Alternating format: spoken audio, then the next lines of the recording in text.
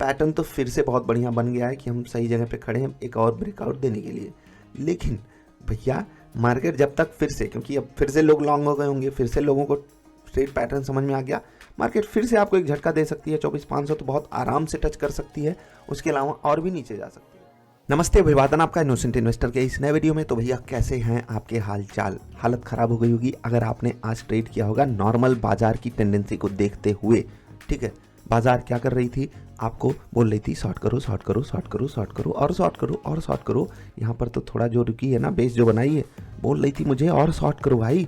मैं 24,500 तोड़ के आई हूँ, मैं 24,200 तोड़ के बैठी हूँ, मैं 24,200 के नीचे जाने वाली हूँ। अब तो मैं 24,000 से पहले रुकने का नाम नहीं लेने वाली। इतनी भयंकर सेलिंग थी, विथ वॉल्यूम सेलिंग थी। उसके बाद यहाँ पर ऐसा क्या हुआ कि बाजार इतनी भयंकर शार्प रिकवरी दिखाई, जो काबिले तारीफ तो है, लेकिन अगर आप टर्म्स में देखोगे, नंबर्स के टर्म्स में, तो 2.5% मूव आया है मार्केट में वहाँ से। और अगर हम 450 लाख करोड़ की अपनी मार्केट माने तो इसका 2.5% कितना होता है? 10 लाख करोड़। ये वेल्थ बढ़ी है इन्वेस्टर्स की इस लोज से। ठीक है, 10 लाख करोड़ से भी ज़्यादा। अब इसके पीछे क्या ऐसा कारण बन गया? क्या कोई बता सकता है? नहीं, अब बिग नो, कोई नहीं बता सकता। आप सिर्फ इतना याद रखिएगा, कौन सा ऐसा एक्सपर्ट था जो टीवी पे, आप जहाँ पर भी उसको फॉलो करते हो, आपको इस चीज़ का अंदेशा पहले से बताया था। अब मैं अपनी तारीफ़ क्यों कर रहा हूँ वो आप समझ पाओगे। ठीक, मैं अपनी तारीफ़ इसलिए नहीं कर रहा कि आपको थोड़ा सा लॉस हो जाए, अपनी तारीफ़ इसलिए कर रहा कि आपको थोड़ा सा प्रॉफिट हो जाए। ठीक, क्यों प्रॉफिट कैसे होगा? क्या मैंने कोई ट्रेड दिया? इस बार तो कोई ट्रेड भी नहीं दिया, लेकिन एक सेंस बन जाता है जब आपको पता होता है कि मार्केट क्या कर सकती है, तो आप सही ट्रेड ले लेते हो। मैं आपको दिखाऊंगा कौन सा ट्रेड। आपको 12 तारीख को बताया था कि मार्केट बहुत वोलाटाइल हो सकती है और प्रॉफिट बुक करने के लिए आपको, देख लीजिए, 10:30 बजे ही बोल दिया, क्योंकि वहाँ तक समझ में आ गया था कि मार्केट अब इससे ज़्यादा कुछ नहीं कर पाएगी। ठीक, वहाँ तक समझ में आ गया था और मार्केट एक इंपॉर्टेंट सपोर्ट पे खड़ी थी। मैंने बहुत पहले वो सपोर्ट लेवल आपको बताया था। मैंने कहा यहाँ पर निकल जाते हैं। मैं आपको ट्रेड भी दिखा सकता हूँ जो हमने स्टॉक्स ऐड किए हैं। उसके बाद क्या हुआ? अब ये कहानी बन गई। क्या हमको पहले से कुछ पता था? नहीं भाई, बिल्कुल नहीं पता होता है। हम बिल्कुल सपोर्ट पे बाइंग करते हैं, कभी रेजिस्टेंस आ गया तो वहाँ पर सेलिंग भी कर देते हैं।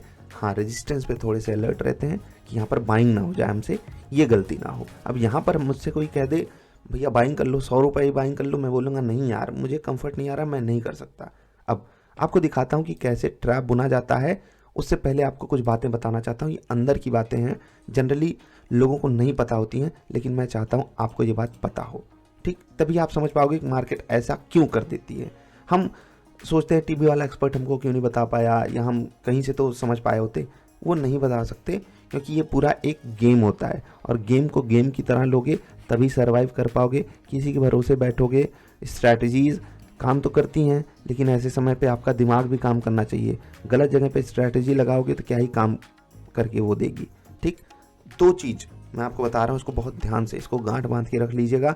वो क्या कर रहे हैं, अगर आप उसको ट्रैक कर लिए तो आप मार्केट में, मैं तो इतना कह सकता हूँ, आप लॉस नहीं बनाओगे दोस्त, आप लॉस नहीं बनाओगे। बाकी प्रॉफिट की लिमिट क्या है वो आप खुद भी जानते हो कि उसकी कोई लिमिट नहीं होती है अगर आप सर्वाइव कर गए मार्केट में तो। अब जो बता रहा हूँ उसको ध्यान से सुनिएगा।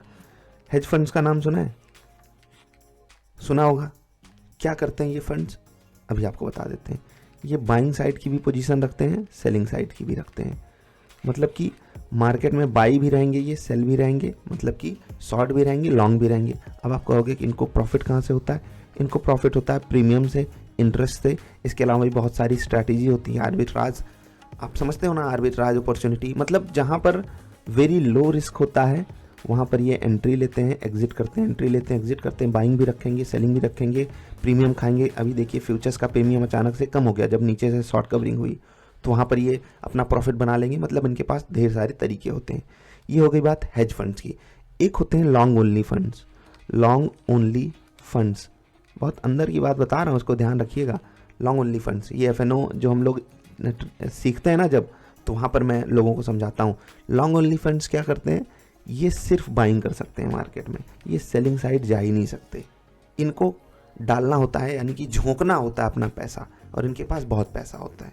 इनके पास बहुत पैसा होता है। अब आप कहोगे कि इनके पास बहुत पैसा होता है तो यही मार्केट को कंट्रोल करते हैं? नहीं, अगर इनके पास बहुत पैसा होता है ना, तो जो हेज फंड्स होते हैं उनके पास बहुत बहुत बहुत बहुत बहुत पैसा होता है। अब वो क्या करते हैं, वो मार्केट को एक रेंज में फंसा करके रखना चाहते हैं, प्रीमियम खाना चाहते हैं, ठीक। लेकिन क्या होता है, उनको भी करनी है बाइंग कभी कभी, उनको भी करनी है सेलिंग कभी कभी।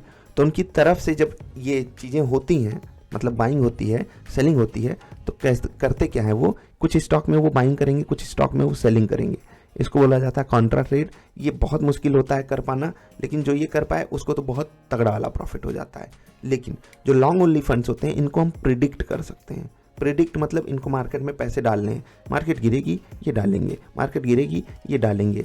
और कभी कभी ऐसा भी होता है कि मार्केट ऊपर गई, रिजल्ट कंपनी का अच्छा गया, ये फिर भी पैसे डालेंगे। समझ गए? ये बहुत ही ऑप्टिमिस्टिक होते हैं और इनको होना भी पड़ेगा। लॉन्ग ओनली फंड्स कौन से होते हैं, जैसे हम जो म्यूचुअल फंड में पैसा लगाते हैं ना, ऐसा तो नहीं म्यूचुअल फंड वाला जाके शॉर्ट कर देगा कि इस स्टॉक को प्रॉफिट अपॉर्चुनिटी है, तो नहीं करेगा ना, वो बाइंग ही करेगा। उसे रिलायंस खरीदना है तो रिलायंस खरीदेगा ही।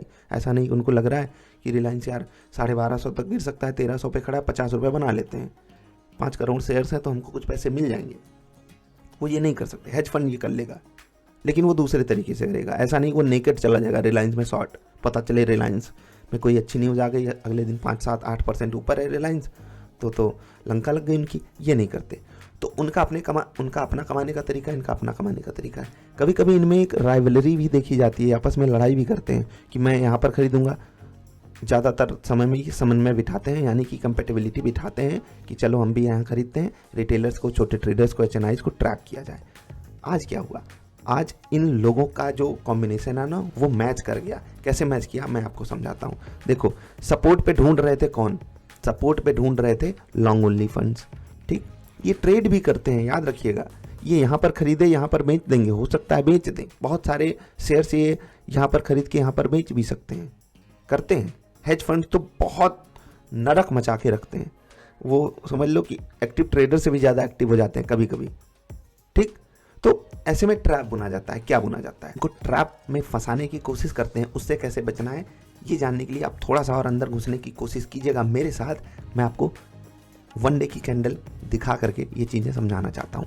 देखो, बहुत सिंपल सी बात है कि मार्केट अगर ऊपर गई वो थोड़ा सा समय बिताएगी, और क्योंकि मार्केट थोड़ा थोड़ा करके नीचे आ रही थी, तो ये एक बढ़िया स्ट्रैटेजी बन रही थी उन लोगों के लिए जो बाइंग करना चाहते हैं कि चलो भैया मार्केट हमको मौके दे रही है, एक ब्रेकआउट दी थी, हम स्टॉप लॉस लगा लेंगे इसके लोज का, या यहाँ कहीं का कोई 500 ढूंढ रहा था, कोई कुछ ढूंढ रहा था, लोग ढूंढ लेते हैं स्टॉप लॉसेस, ठीक। जिनको ट्रेड करना है वो स्टॉप लॉस ढूंढ लेंगे। मैक्सिमम से मैक्सिमम बंदा 24,200 का स्टॉप लॉस लेके बैठा रहा होगा, और सबका स्टॉप लॉस इसने खाया। पहले स्टॉप लॉस खाया, फिर ऐसी कैंडल बना दी कि दिल खुश हो गया, ठीक। बायर्स को तो मौज आ गई होगी, वो कहीं भी खरीदे हैं, प्रॉफिट में है। लेकिन सेलर्स को फर्स्ट 1 आवर में बहुत मौज आई। उसके बाद उनके साथ जो कुकृत्य किया है मार्केट ने आज, वो मतलब उनको नहीं भूलेगा, उनको नहीं भूलेगा। जनरली आप ऐसी कैंडल ढूंढ के मुझे दिखा दो, बहुत रेयर सिनारियो में मिलती है, बहुत बड़ा कोई इवेंट हो तभी मिल पाएगी, अदरवाइज नहीं मिलती है ऐसी कैंडल।